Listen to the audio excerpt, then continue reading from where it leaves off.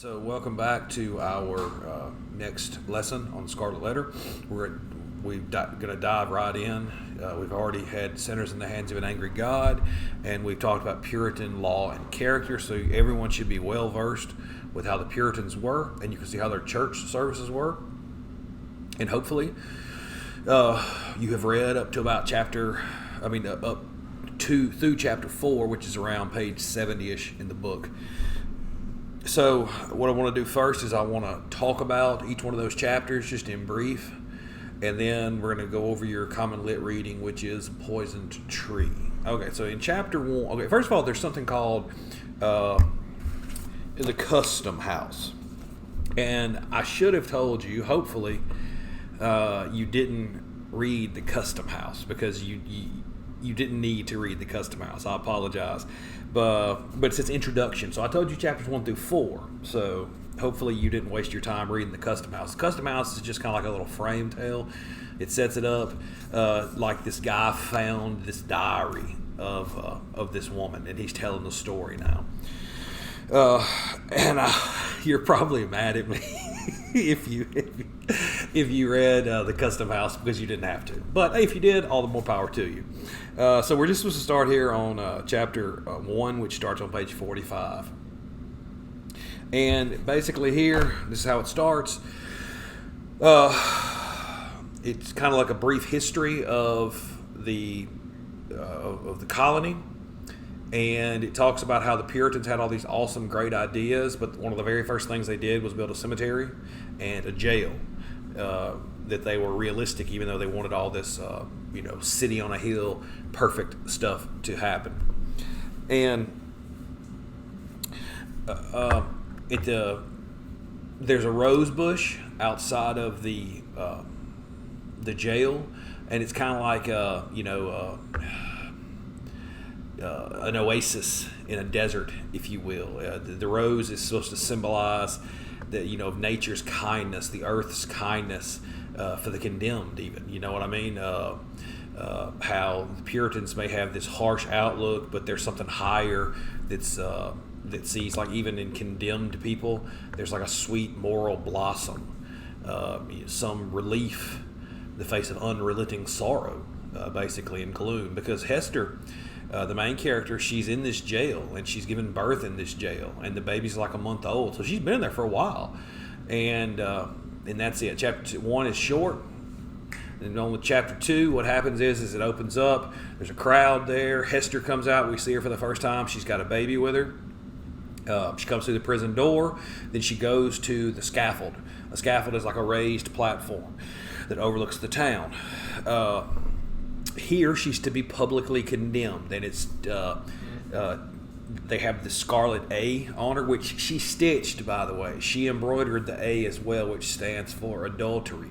And the women are all like, we should be killing her, she's a hussy, etc., etc., etc. And the women, Hawthorne describes the women as being kind of ugly and stuff, and it's almost like and this kind of comes in later about like the vengeance they have and the pain and the anger they have has kind of made them appear to be gross and disgusting. It's kind of taking a physical toll on their face. It's symbolic, and you don't even realize it's happening because you don't know what he's going to do later on. But if you go back and you reread the book, or you've taught it as many times as I have, you see that there's this symbolism he has throughout the whole book about people who are angry and they're bottled up and they're trying to get revenge, or people who are lying and they're guilty, how it takes on this badness physically on somebody's soul and body. Hester comes through. She sees somebody out in the crowd, and she notices this person, and we come back to that in a minute. That's it. And so that's the end of chapter 2, basically. She thinks back about her life. She thinks about how she got here. She remembers her husband who brought her here. And now she's just going to stand up on this scaffold and be embarrassed. The images of the chapter, the public gathering, the prison, the scaffold, they're all central spaces. They're all important to the town. how the crowd gathers around. It's important. They try to shame and embarrass Hester to illustrate that if you sin, if you commit their crimes according to them, you're going to be punished. It's a warning. It's a deterrent. It's fear. It's not trying to reach people out of love. It's trying to reach people out of fear. And then the women, there's like I said, these people are very Old Testament. They don't go by the New Testament stuff. So the women are wanting to kill her. And if they had rocks in their hand, they'd probably throw them. And it kind of goes back to, the biblical story of Jesus. And he says, he who is without sin casts the first stone. Well, this is the same thing here. This is like a public thing. And it carries its way throughout the story. Hester, though, is accepting her punishment. And she's not being afraid. She's holding her head up high. The only crime she has committed is that her sin was just her human need for love without a husband or anything around. She takes it on because she embroiders the Scarlet Letter on her own chest, and that's pretty much it. That's pretty much it for the first couple of chapters. I also wanted to mention that the scaffold is extremely important. It comes up 3 times in the story. 3 key moments. The first moment in here is Hester, when she realizes, this is me, this is the life that I have now, and I'm going to hold my head up high.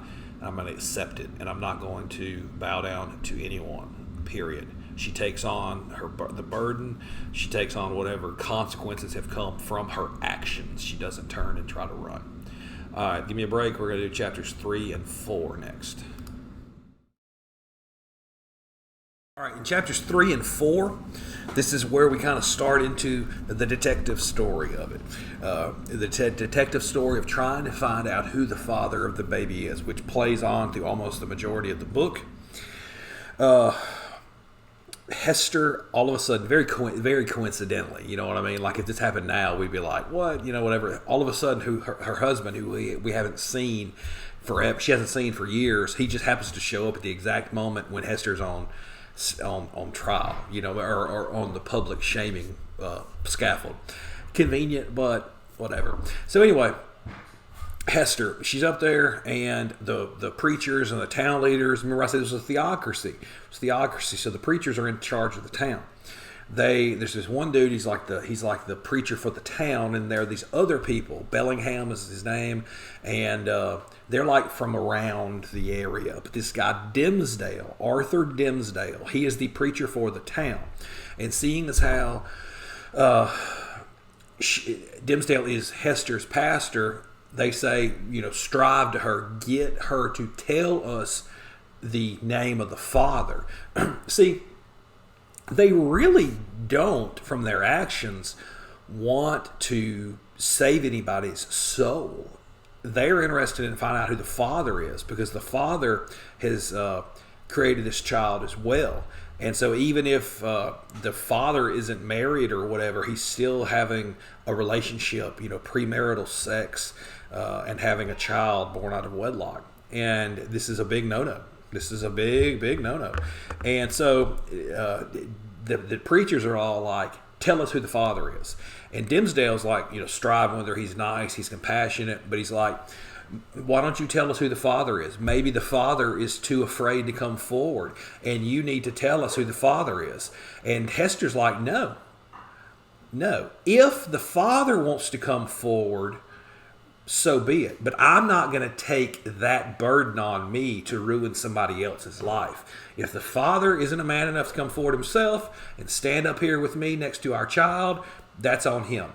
I am strong and only care about myself and what's best for my daughter now. That's on him. And they leave it at that. Now, again, remember, there are these women in the crowd, and they're all like, kill her, she's horrible. And they don't do that. Out of their infinite wisdom and grace, they've decided not to kill Hester because they think that her husband is dead, okay? But still, she's technically married to him, and she has had a child with somebody else out of wedlock, and so they're just going to punish her, embarrass her for her entire life. Now, out while Hester's on the scaffold, she looks out in the crowd. All of a sudden, there is her husband, and her husband like looks. She looks at her husband and she's like, "Oh my God!" And he does like this. He's like, "Don't talk, don't talk." And so there's this other dude standing by her husband, and her husband says, "Hey, I'm new to town. What's going on here?" And the guy says, "Yeah, this woman did this. She's up there and she's being punished. She's a hoochie mama, et cetera, et cetera, et cetera, whatever." And you like my terminology from the 90s there.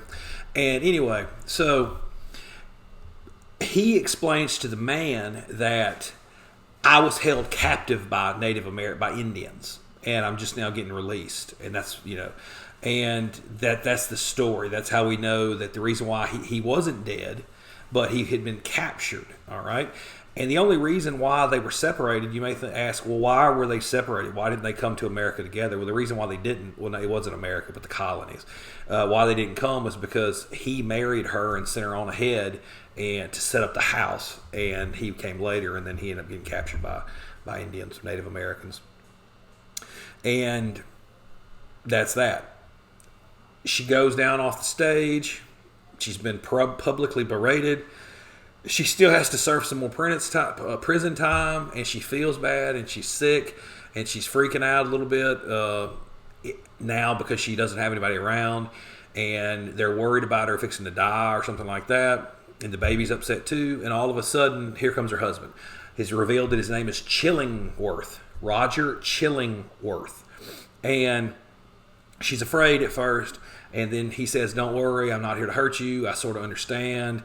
There's a big age difference anyway. It was a marriage of convenience. There was no attraction there. It's just the way things were back then." And he says, "I get it. You've been gone, but I'm not going to harm you, and I'm not going to harm your child. I have no ill will. But I want to know who the father of that baby is."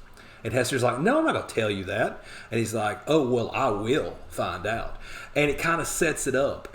And Hester looks at him as almost like a devil type figure, and she's afraid of him, even though she knows he's not going to hurt herself or the baby. She's afraid of him, and this is setting it up. Now in chapter 5, going forward, we're going to have a time jump, and this is establishing these two main characters here, to where Hester, how is she going to lead this life of public shame, where she has to have this A on her chest and raise this child on her own. And then you got Chillingworth, who is going to set himself up as the town doctor. They called Chillingworth in to see her because he went around and he was telling people, "Hey, I'm new in town, I'm a doctor." And so they called him in to see her, and that's when they have a little conversation. So it's setting stuff up. Hester by herself, how are we going to handle this? How am I going to handle this? Chillingworth, he's going to find out who the father is. He wants to know, and he wants punishment. He wants vengeance. Now, we've already been tiny bit introduced to the concept of vengeance and anger poisoning a soul. Excuse me. The ladies who wanted to kill Hester were all described as ugly and mean and just, not nice people outwardly and inwardly. This is a foreshadowing of what's going to happen to the three characters. I ain't going to tell you who the other character is, but until we get later on, because I don't want to spoil anything. But how is Hester going to handle being publicly shamed her whole life? But she's been honest. She has no secrets other than she's not telling who the father of the baby is. But she's like, "I'm not going to do that. That's on them." So Hester is 100% honest. I'm going to take the punishment for my actions. Then there's another character who we're going to see how the inverse of that works. And then we're going to have Chillingworth. Chillingworth's whole purpose in life now is to find out who the father is. He's bent on anger and he's bent on revenge. And we've already seen how anger and vengeance in the soul and the heart makes these ladies appear. What do you think it's going to do to Chillingworth? Because this story takes place over the course of many years. So a life of anger and vengeance, how do you think that's going to affect him? Okay, we're going to do our common lit now. Going over a poison tree. And that the reason why I choose this common lit is because it kind of talks about what happens to somebody when they bottle up resentment and anger and they don't have a way to let it out. All right, let's read.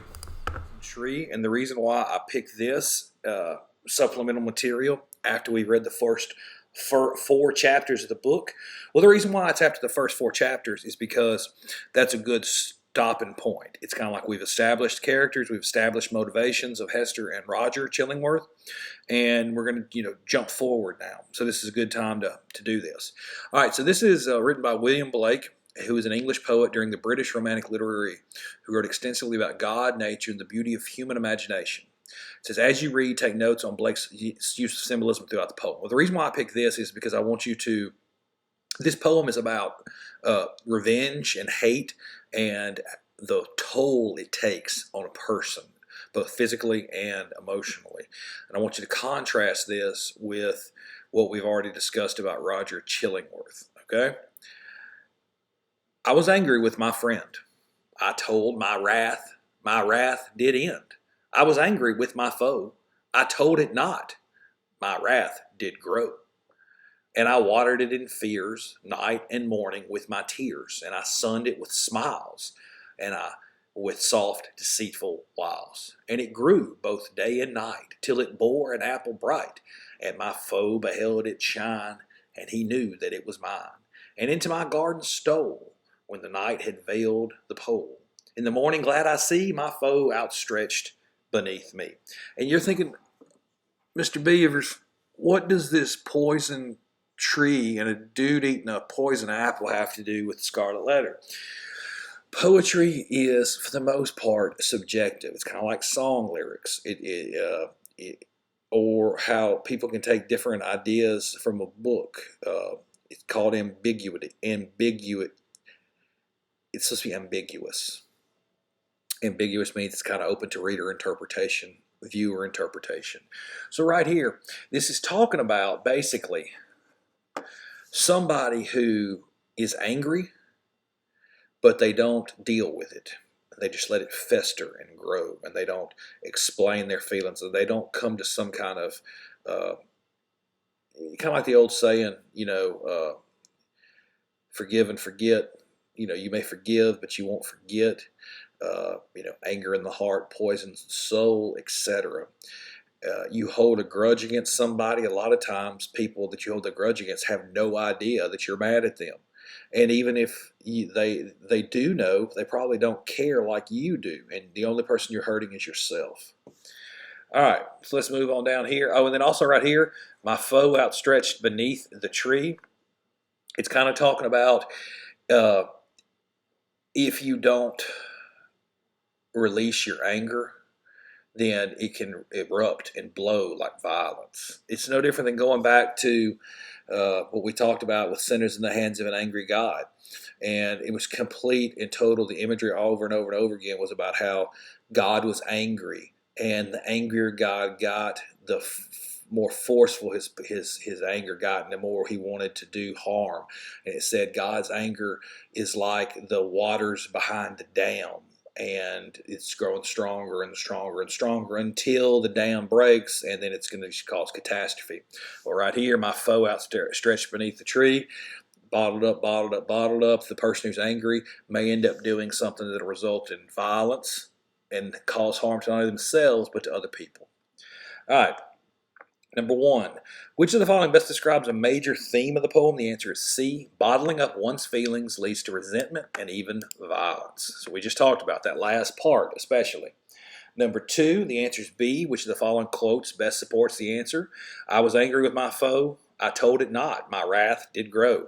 I told it not. My wrath did grow. He kept it bottled up. He didn't tell anybody his anger. He didn't try to solve things with words. And he didn't try to solve them with fists either. He just let them bottle up and fire.